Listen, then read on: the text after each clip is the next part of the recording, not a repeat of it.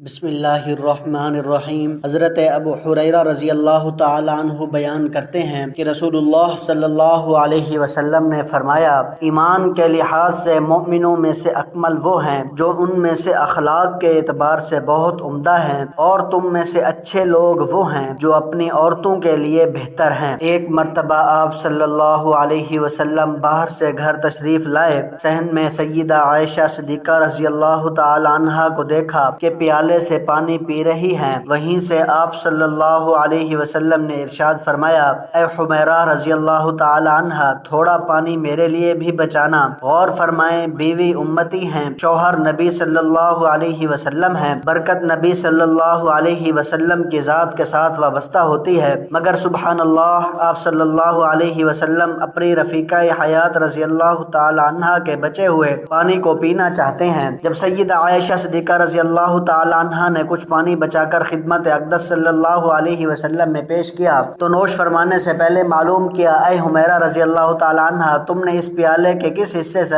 لب لگا کر پانی پیا تھا تاکہ میں بھی اس جگہ سے پانی پیوں؟ سیدہ عائشہ صدیقہ رضی اللہ تعالی عنہا فرماتی ہیں کہ میں پانی پیتی یا ہڈی چوستی، پھر میں آپ صلی اللہ علیہ وسلم کو دیتی تو آپ صلی اللہ علیہ وسلم اسی مقام سے نوش فرماتے اور ہڈی سے گوشت نکال کر کھاتے جہاں سے میں پیتی یا کھاتی۔ بعض اوقات ازواج مطہرات رضی اللہ تعالی عنہن ادھر ادھر کے قصے یا گزرے ہوئے واقعات بیان کرتی تو آپ صلی اللہ علیہ وسلم برابر سماعت فرماتے رہتے اور خود بھی کبھی اپنے واقعات سناتے۔ کھانے پینے میں ازواج مطہرات رضی اللہ تعالی عنہن کو کوئی روک ٹوک نہیں تھی، جو دستیاب ہوتا اس میں سے جو چاہتی کھاتی اور جو چاہتی پہنتی۔ اس زمانے میں ہاتھی کے دانتوں کے زیورات کا رواج تھا، آپ صلی اللہ علیہ وسلم اس قسم کے زیور پہننے کا حکم فرماتے، بیویوں کا پاک صاف رہنا پسند فرماتے، ازواج مطہرات رضوان اللہ تعالی عنہن سے سخت لہجے میں گفتگو نہ فرماتے، اگر کوئی بات ناگوار خاطر ہوتی تو التفات میں کمی فرما دیتے۔ ام المؤمنین سیدہ عائشہ صدیقہ رضی اللہ تعالی عنہا سے روایت ہے، بیان کرتی ہیں کہ خدا کی قسم میں نے یہ منظر دیکھا ہے کہ ایک روز حبشی نابالغ لڑکے مسجد میں نیزہ بازی کر رہے تھے، حضور نبی اکرم صلی اللہ علیہ وسلم ان کا کھیل مجھے دکھانے کے لیے میرے لیے اپنی چادر کا پردہ کر کے میرے حجرے کے دروازے پر کھڑے ہو گئے جو مسجد میں کھلتا تھا۔ میں آپ صلی اللہ علیہ وسلم کے کندھے کے درمیان سے ان کا کھیل دیکھتی رہی۔ آپ صلی اللہ علیہ وسلم میری وجہ سے مسلسل کھڑے رہے یہاں تک کہ میرا جی بھر گیا اور میں خود ہی لوٹ آئی۔ بخاری کی حدیث نمبر 4912 میں سورہ تحریم کے اس واقعے کی تفسیر ہے کہ جسے عمومی طور پر واقعہ تحریم کہا جاتا ہے۔ اس حدیث میں حضرت عائشہ رضی اللہ تعالی عنہا روایت کرتی ہیں کہ رسول اللہ صلی اللہ علیہ وسلم نے اپنا معمول بنایا ہوا تھا کہ آپ ہر روز سورج ڈھلنے سے پہلے اپنی بیویوں سے ملنے جایا کرتے تھے، جتنا وقت ملتا اپنی بیویوں کے ساتھ گزارا کرتے،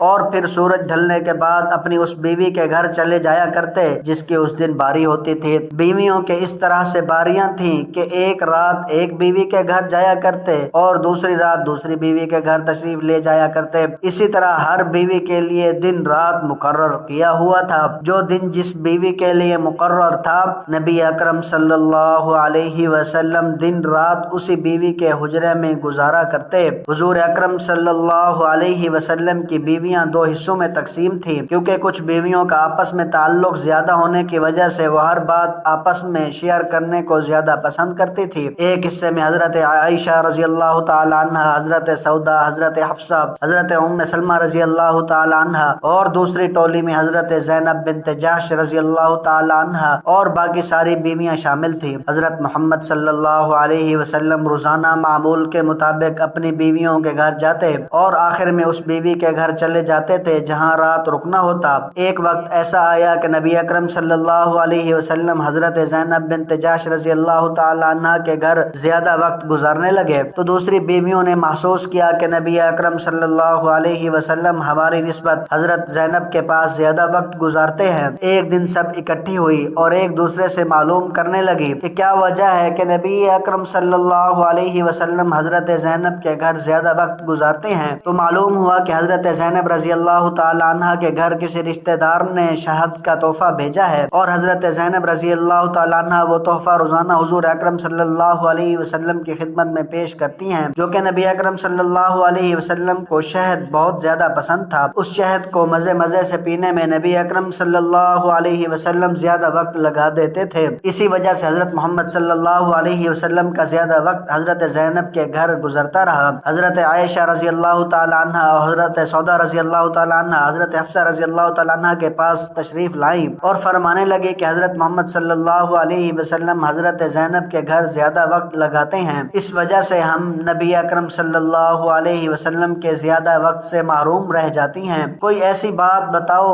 جس کی وجہ سے حضرت محمد صلی اللہ علیہ وسلم حضرت زینب کے گھر وقت کم دیا کریں۔ انہوں نے آپس میں یہ سوچا کہ جب نبی کریم صلی اللہ علیہ وسلم ہمارے پاس آئیں گے تو ہم سب نبی اکرم صلی اللہ علیہ وسلم سے ایک ہی بات کہیں گی کہ اے حضور آپ کہاں تھے، اتنی دیر ہو گئی ہم آپ کا انتظار کر رہی تھی۔ نبی اکرم صلی اللہ علیہ وسلم اس کا جواب دیں گے تو ہم سب یہ کہیں گے کہ اے اللہ کے نبی آپ کے منہ مبارک سے مغافیر کی بو آ رہی ہے، ایسا لگ رہا ہے کہ آپ مغافیر کھا کر آئے ہیں۔ اور نبی اکرم صلی اللہ علیہ وسلم کی عادت تھی کہ آپ صلی اللہ علیہ وسلم کو کسی قسم کی بھی بو بالکل پسند نہ تھی، آپ سے ہمیشہ خوشبو ہی آیا کرتی تھی۔ جب نبی اکرم صلی اللہ علیہ وسلم حضرت حفصہ رضی اللہ تعالی عنہ کے پاس تشریف لائے تو انہوں نے پوچھا اے اللہ کے نبی آج کافی دیر سے آئے ہیں، سب ٹھیک تو ہے؟ اس کا جواب دیتے ہوئے نبی اکرم صلی اللہ علیہ وسلم نے فرمایا میں زینب کے گھر سے شہد پی کر آ رہا ہوں۔ حضرت عائشہ، حضرت سودا، حضرت حفصہ